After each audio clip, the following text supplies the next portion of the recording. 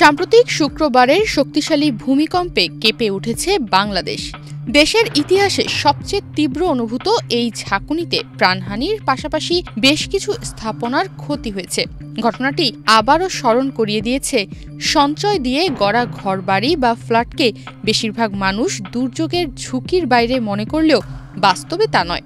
দুর্ঘটনা ঘটলে বহু বছরের পরিশ্রম মুহূর্তে ভেঙে পড়তে পারে, কিন্তু সম্পত্তি বীমা বা ভূমিকম্প বীমা সম্পর্কে সচেতনতা এখনো খুবই কম। আসলে ভূমিকম্প তো একেবারে একটা প্রাকৃতিক দুর্যোগ। বাংলাদেশ এমনিতেই প্রাকৃতিকভাবে ঘূর্ণিঝড় ভূমিকম্পর প্রবল দেশ।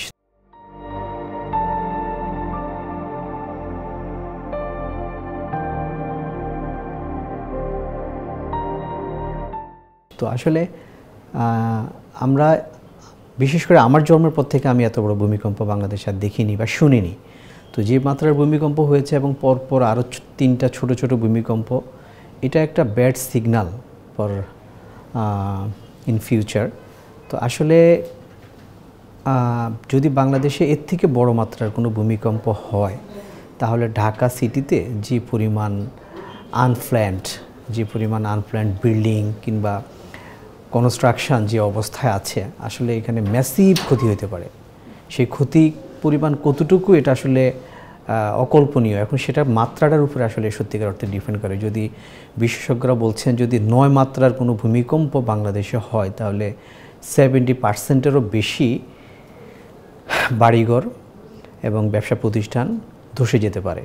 বাংলাদেশে সরাসরি ভূমিকম্প বীমা না থাকলেও অগ্নি বীমার সঙ্গে সহযোগী কভার হিসেবে ভূমিকম্প সুরক্ষা নেওয়া যায়, এ তথ্য অনেকেরই অজানা। প্রিমিয়ামও তুলনামূলকভাবে কম। আইডিআর এর রেটিং কমিটি অঞ্চলভেদে ভূমিকম্প প্রবণতা ও ভবনের নির্মাণ মান অনুযায়ী হার ঠিক করে দেয়। বেঙ্গল ইসলামী লাইফ ইন্স্যুরেন্স, প্রগতি ইন্স্যুরেন্স, পায়োনিয়ার সহ বেশ কয়েকটি সাধারণ বীমা কোম্পানি এই সুবিধা দিয়ে থাকে। তবে নিয়তিবাদী মনোভাব, অজ্ঞতা এবং প্রয়োজনীয় কাগজপত্রের ধারণা না থাকায় বীমা গ্রহণে মানুষের আগ্রহ অনেক কম। বীমা টোটাল ইন্স্যুরেন্স ইন্ডাস্ট্রিটা বাংলাদেশে পিছিয়ে আছে। আমি ভূমিকম্পতে আসছি, তার আগে আমাদের জীবন বীমা, লাইফ ইন্স্যুরেন্স যেটা, কিংবা আমাদের জেনারেল ইন্স্যুরেন্স, মানে যেটা অত্যন্ত পিছিয়ে আছে। বিশ্বের অন্যান্য দেশের তুলনায় ইন্স্যুরেন্স সেক্টরটা বাংলাদেশের সবচেয়ে পিছানো একটা সেক্টর। তো সেই ক্ষেত্রে আসলে ভূমিকম্পের উপরে সরাসরি কোনো বিমা নেই, সহযোগী বিমা আছে, যেমন অগ্নিবীমার সাথে সহযোগী বিমা হিসেবে ভূমিকম্পটাকে সাপ্লিমেন্টারি হিসেবে অ্যাড করতে পারে। যেহেতু এটা প্রাকৃতিক বিপর্যয়, এটার আসলে যেরকম ক্ষতি পূরণ নির্ধারণ করা বা এটার ক্ষতিপূরণ দেওয়া আসলে খুবই দুরূহ ব্যাপার, এবং এটা সচেতনতা ওইভাবে নাই। ভূমিকম্প বিমা যে করতে হবে, ভূমিকম্প বিমা যে সেভাবে প্রচার করতে হবে, বিমা কোম্পানিগুলো আসলে সেদিক থেকে পিছিয়ে আছি আমরা সেই জায়গাটা সচেতনতার অভাব বলবো, কিংবা আইডিআর এর মাধ্যমে যে বিমা উন্নয়ন কর্তৃপক্ষ যে এরকম উদ্যোগ প্রয়োজন, আসলে এটা ওইভাবে নাই। বেঙ্গল ইসলামী লাইফ ইন্স্যুরেন্স লিমিটেডের উদ্যোক্তা পরিচালক মোহাম্মদ ইকবাল হোসেন চৌধুরী এই বিষয়ে বলেন, ভূমিকম্পে ভবন বা সম্পত্তির ক্ষতি হলে সাধারণ বীমার আওতায় আর্থিক সুবিধা পাওয়া সম্ভব, কিন্তু বেশিরভাগ মানুষের কাছে অজানা থাকায় তারা এই সুবিধার আওতায় আসছেন না। বেঙ্গল লাইফ ইন্স্যুরেন্স মূলত অ্যাকচুয়ালি জীবন বীমা, এটা সাধারণত জীবনের উপরেই হয়, আর ভূমিকম্প বীমা আসলে জেনারেল ইন্স্যুরেন্সের পার্ট। তো আমাদের বেঙ্গল লাইফ ইন্স্যুরেন্স এরা আমরা অ্যাড করতে পারি সাপ্লিমেন্টারি কোনো কাভারেজ হিসাবে, বাট মূলত এটা জেনারেল লাইফ ইন্স্যুরেন্সের থেকে জেনারেল ইন্স্যুরেন্সে যাবে।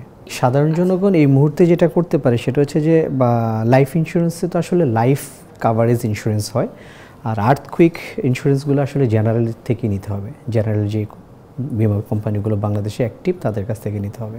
সিস্টেমটা হচ্ছে আসলে এখানে আমরা প্রিমিয়াম ক্যালকুলেশন, আমি আপনাকে বলেছি যে আসলে ল্যান্ড ভ্যালুয়েশন, বিল্ডিংয়ের হাইট, লোকেশন, বাংলাদেশের কোন অঞ্চল কতটা বেশি ভূমিকম্প প্রবণ, সেই জায়গার উপরে ক্যালকুলেশন করে প্রিমিয়াম রেটটা নির্ধারণ করা হবে। সেই রেট অনুযায়ী তাকে প্রিমিয়ামটা পরিশোধ করতে হবে। ভবনের ভূমিকম্প বীমার জন্য সাধারণত প্রয়োজন হয় ভূমির দলিল, নির্মাণ সংক্রান্ত তথ্য, সম্পত্তির মূল্যায়ন, পরিচয়পত্র, ব্যাংক হিসাব, ছবি ও পূর্বের ক্ষতির রেকর্ড। বিশ্লেষকেরা মনে করেন, বীমার আওতায় আসার ক্ষেত্রে স্বচ্ছ চুক্তি ও সঠিক তথ্য প্রদান অত্যন্ত জরুরি। তা না হলে দাবি নিষ্পত্তিতে জটিলতা তৈরি হয়। বড় ভূমিকম্প প্রতিরোধ করা সম্ভব না, কিন্তু প্রাকৃতিক এই দুর্যোগের আর্থিক ক্ষতি মোকাবেলায় বীমা অত্যন্ত কার্যকর সহায়তা হতে পারে। বিশেষজ্ঞদের মতে নিরাপদ নির্মাণের পাশাপাশি আগাম আর্থিক সুরক্ষা নিশ্চিত না করলে বড় বিপর্যয়ের পর ক্ষতি কাটিয়ে ওঠা অসম্ভব হয়ে পড়তে পারে। তনিমা রহমান, বাংলাদেশ প্রতিদিন।